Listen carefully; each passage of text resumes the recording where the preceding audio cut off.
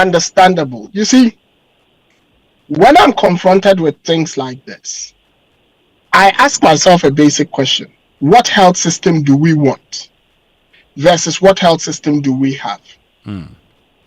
And are we sure that the situations we find ourselves in lean themselves towards the health system we want? Because look, when these negotiations were had initially in 2024, we were grappling with the issue of health worker migration. And if you remember at that time, Winston, we had a number of conversations on this same platform as the negotiations were going on, because we're talking about the professional migration and people were talking about poor remuneration as the a major factor, and other people were trying to say that the nurses were not patriotic enough. And I held the view that when it comes to bread and butter issues, patriotism is not a determinant. Because at the end of the day, when that nurse goes to pay the kids' school fees, when that nurse goes to pay for groceries, when they pay for electricity, when they pay for water, they wouldn't be asked for their patriotic card. They would have to pay or do without. So, as Dr. Yankson said, the negotiations have happened. How didn't it get into the budget? You see, and I struggle with that aspect. I don't know where the ball was dropped, but considering that there's been a change of government, was it that this was overlooked in the transition somewhere? And if so, how?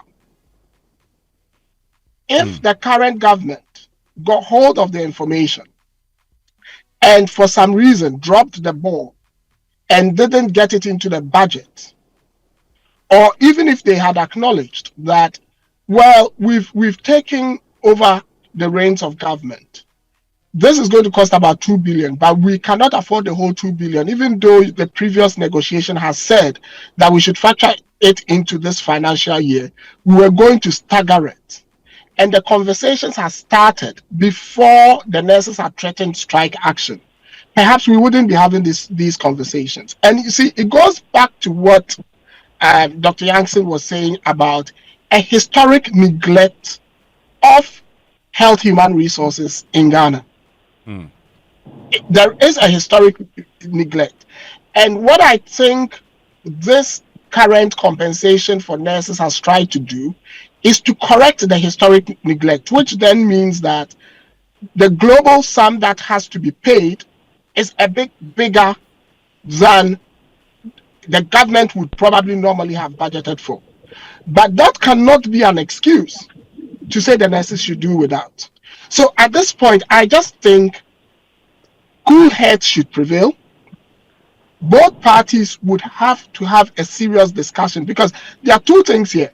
We cannot compromise our health system. And I'll put some data out when I'm concluding, so that people think about it properly. We cannot compromise our health system because people are dying, and people would continue dying if the situation continues. We cannot break the back of the economy either, because we've seen what happens when we have ourselves in economic bother. Everyone would suffer, including the nurses.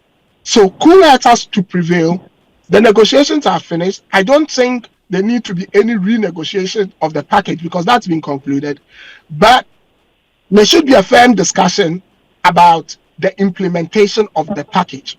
I think the bone of contention is that the government is saying they cannot start implementing this financial year and want to start from 2026. Perhaps that might be something that the government would have to, backpedal on and start the implementation from this year to ensure that it's working. And you see, I'll end this way. Yesterday, I put out some statistics about life expectancy. And it's a basic life expectancy on when a child is born in Ghana today, what's their probability of hitting 20 years, 40 years, 60 years, 70 years, and 80 years? If you compare, so I compared Ghana to the world, and I compared Ghana to the United Kingdom and Rwanda.